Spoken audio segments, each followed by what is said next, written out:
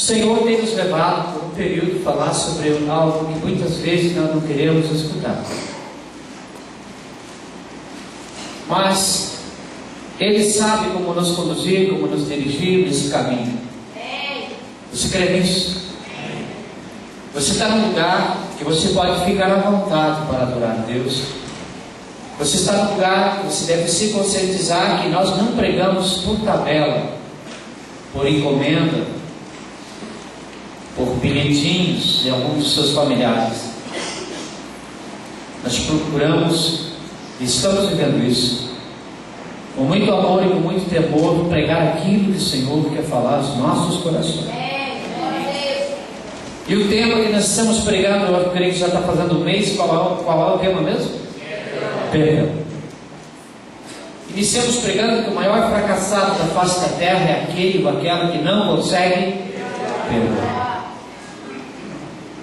Vimos que se nós pensarmos que nós vamos ter um sentimento para pedir perdão, jamais isso vai acontecer. Porque o perdão é algo que nós necessitamos. E jamais o inimigo vai permitir que você desperte em você a necessidade de perdoar. Ouvimos que não é necessariamente só perdoar no 7 vezes, mas quanto mesmo? E deu um resultado de certo? Cada pessoa que tem pregado tem trazido uma palavra sobre perdão. Domingo, o pastor Rafael trouxe a mensagem falando também sobre perdão e que o problema estava na origem da fonte, que eram as águas amargas. E hoje vamos continuar falando sobre isso. Fique tranquilo, domingo passado nós acabamos o culto meio tarde, mas valeu a pena. Amém? Mas hoje nós vamos, querendo o Senhor, terminar o culto meia-noite. Só ouvi um amém da galeria. Vocês são sinceros. Nós vamos terminar antes do culto. Em Gênesis, no capítulo 28, desde o capítulo 27, Deus começa a falar algumas coisas tremendas sobre um homem chamado Jacó. Quem lembra disso?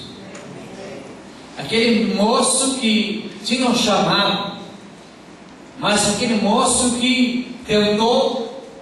Gostaria que você não se preocupasse a partir de agora quem vai entrar, quem vai sair. Não se preocupasse quem está ao seu lado. Se preocupe, Deus tem uma grande obra para fazer no nosso coração. Aquele moço que tentou antecipar o projeto de Deus na sua vida. Só recapitulando, você lembra que ele quis dar uma desperta com Deus e quis ultrapassar o seu pai, induzido por algumas coisas. O pai pediu para Esaú preparar um prato, para só recapitular, que ele ia abençoar Esaú. A mãe de Jacó ouviu isso atrás da porta, correu para Jacó e falou: é o teu momento, é a tua hora, prepara um prato, eu vou te ajudar nisso, e você vai no lugar do teu irmão, e o teu pai já não enxerga mais, teu pai vai te abençoar e você vai sair com uma promessa de Deus na sua vida.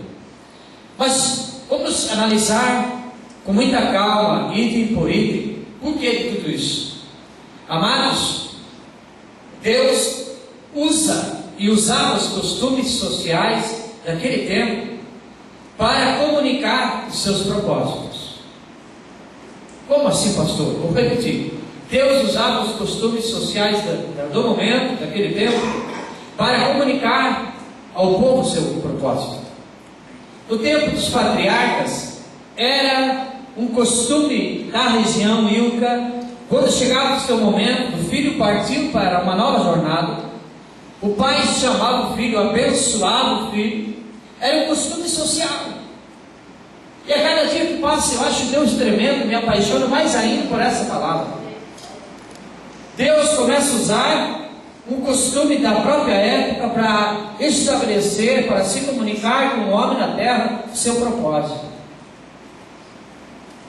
Era comum isso acontecer entre as famílias. Quando chegava o momento do filho iniciar um período, uma jornada, assumir as suas próprias responsabilidades, o pai então chamava e o abençoava. E a Bíblia diz que agora, quem era o pai de Jacó?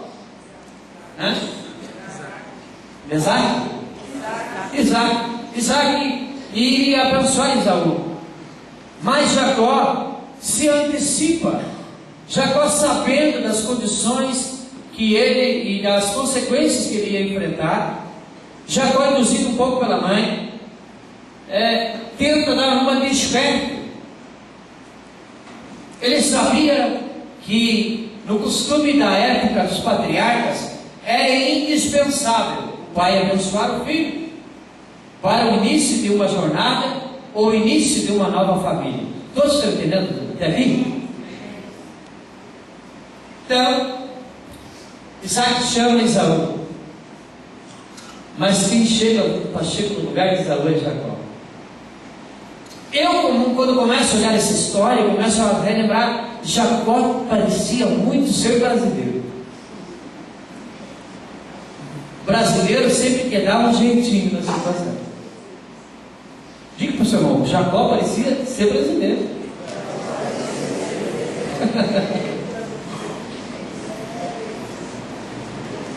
Vamos olhar alguns erros do início de jornada dele. Jacó inicia tudo errado, irmãos.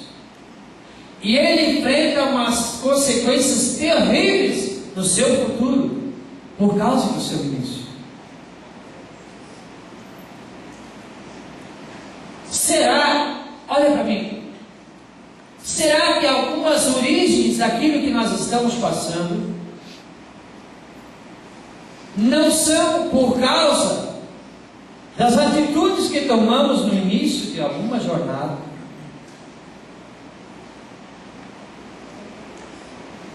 Será, mãe, olha para mim nessa noite, não olha para baixo, que seu filho não está passando por algumas consequências que você quis ajudá-lo?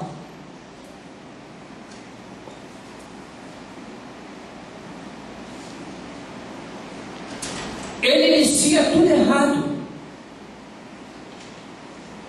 Segunda coisa que nós aprendemos, ele não espera o tempo determinado para ele iniciar tudo certo e na bênção. Deus tem sonhos para mim. Deus tem sonhos para você. Deus tem um projeto incomparável para a sua igreja. Espere o tempo determinado por ele. Não queira dar um jeitinho. Deus não precisa de jeitinho.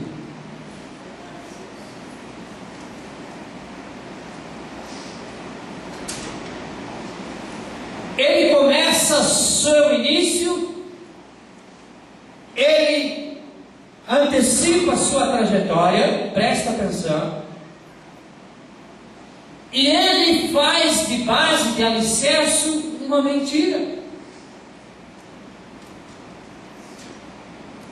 Eu gostaria que você tivesse a coragem de olhar meus olhos nessa noite, e eu quero te perguntar: será que todas as atitudes que eu e você tomamos, era realmente o que Deus queria para nós?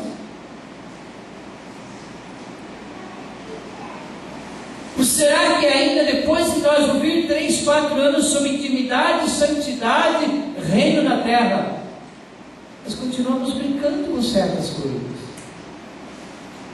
É tão legal de pregar hoje. Estou pregando bem calmo e todo mundo está correndo a palavra.